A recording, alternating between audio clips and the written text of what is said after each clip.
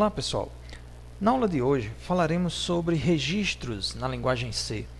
Mas antes de falarmos sobre os registros, vamos relembrar um pouco a criação de variáveis em programas. Quando executamos um programa, todas as variáveis que nele declaramos são alocadas na memória RAM, lembram que é aquela memória volátil, onde se eu desligar a energia, desligar o meu computador, todos os dados armazenados nela serão perdidos. É também chamado de memória principal do meu computador. Por exemplo, suponha um programa com as variáveis sexo, idade e salário. Ao executarmos esse programa, essas variáveis serão alocadas na memória RAM. Então, no decorrer da execução do meu programa, valores poderão ser atribuídos e lidos a partir dessas posições de memória. Vale lembrar que cada posição de memória tem uma quantidade de bytes alocados dependendo do tipo de dado para o qual foi criada aquela variável. Por exemplo, uma variável sexo do tipo char geralmente ocupa 1 byte na memória.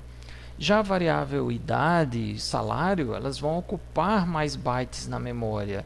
Na linguagem C, o int e o float geralmente ocupam 4 bytes. Essas variáveis são geralmente chamadas de variáveis simples ou primitivas, porque somente podem armazenar um único valor por vez e são definidas a partir de tipos de dados primitivos da linguagem C. Também é possível criar variáveis que possam armazenar mais de um valor de um mesmo tipo. Nesse caso, é preciso criar os chamados vetores. Para criar um vetor, é preciso informar a quantidade de elementos que o mesmo poderá ter. Nesse exemplo, temos 3 vetores: sexo, idade e salário. Todos eles com tamanho 5. Com isso, ao executarmos um programa que contenha esses vetores, será alocado espaço na memória RAM com capacidade suficiente para armazenar até 5 valores em cada um desses vetores. Observe que os valores em um vetor são referenciados por um índice que representa a posição daquele valor dentro do vetor. Vale lembrar que o primeiro elemento no vetor tem índice 0, o segundo tem índice 1 e assim por diante. Vetores são também chamados de variáveis compostas homogêneas, compostas por possibilitar o armazenamento de mais de um valor, e homogêneas porque os valores precisam ser do mesmo tipo. Mas o que é um registro? No mundo real, é comum lidarmos com agrupamentos de dados. Imagine, por exemplo, os dados de uma pessoa, como nome, CPF, sexo, data de nascimento, entre outros. Na linguagem C, é possível também definir registros. Para definir um registro, é preciso utilizar a palavra reservada struct, seguida de um identificador para aquele registro. Nesse caso, usamos um identificador chamado dados. Dentro do bloco do struct, listamos campos que irão compô-lo. Nesse exemplo, temos os campos sexo, idade e salário. Os campos seguem as mesmas regras para a declaração de variáveis. Embora nesse exemplo só tenhamos variáveis simples, veremos mais à frente que é possível ter variáveis compostas também. Após a definição de como será o struct, podemos criar variáveis a partir dessa definição. Observe que a variável pessoa foi declarada como sendo struct dados. Ao executarmos um programa contendo essa declaração, será alocado espaço na memória RAM suficiente para armazenar essa variável. É como se tivéssemos uma variável pessoa que dentro dela tivessem outras variáveis. Registros também são chamados de variáveis compostas heterogêneas, compostas por permitir o armazenamento de mais de um valor dentro de um mesmo registro, e heterogêneas porque os campos podem ser de tipos distintos. Vejamos um exemplo. Faça um programa que leia o sexo, a idade e o salário de uma pessoa. Mostre na tela os dados digitados, com o sexo escrito por extenso, masculino ou feminino. Nesse exemplo, nós veremos que o sexo é digitado com M ou F, ou seja, um único caractere, e o que queremos é que mostre, então, essas informações substituindo o sexo M ou F pela palavra masculino ou feminino. Aqui temos um exemplo de código deste programa. Veja que estamos definindo um struct, ou seja, como será a estrutura do nosso registro. Em seguida, declaramos uma variável chamada pessoa com base no struct dados definido anteriormente. Agora, vamos à leitura dos dados. Observe que para guardar os dados dentro dos campos do struct, é preciso informar o nome da variável, seguida de ponto e do nome do campo correspondente. Por exemplo, pessoa.sexo, pessoa.idade, pessoa.salário. Sempre lembrar disso. Nome da variável struct, ponto, nome do campo. Como o campo sexo foi definido como sendo apenas um caractere, vamos precisar de um comando if para determinar se o sexo é igual a m ou diferente de m. Se for igual a m, então vamos considerar masculino. Caso contrário, vamos considerar feminino.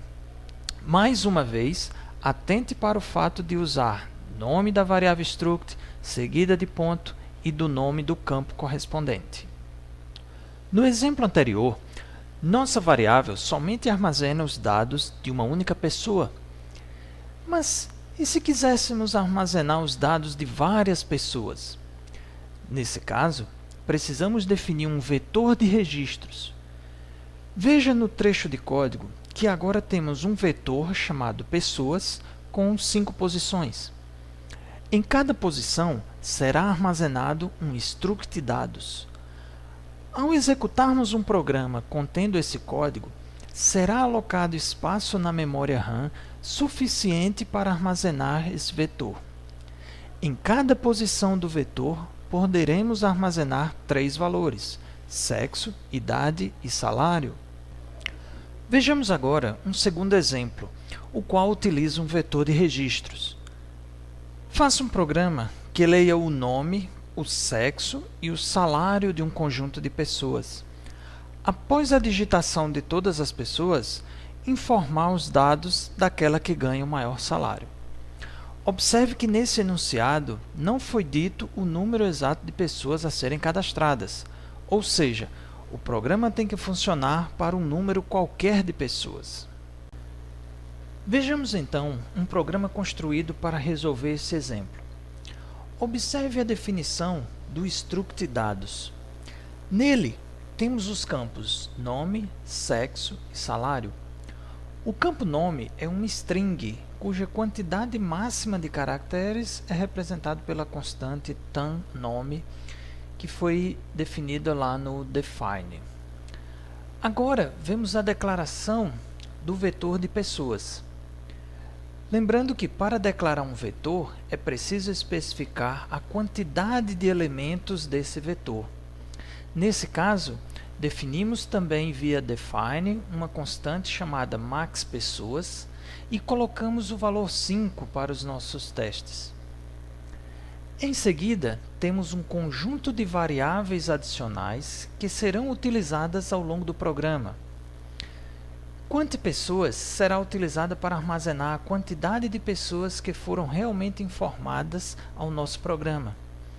Maior salário irá indicar o maior salário cadastrado e posição pessoa maior salário será utilizada para indicar a posição no vetor em que se encontra a pessoa com maior salário.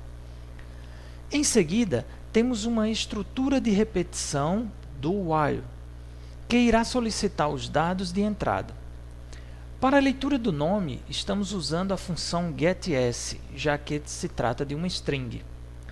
Como cada posição do vetor é um struct, então precisamos informar nome do vetor, abre colchete, posição no vetor, fecha colchete, ponto e nome do campo do struct. A cada cadastro realizado, incrementamos a variável QuantPessoas. Por fim, o programa pergunta se o usuário quer continuar informando dados de mais pessoas.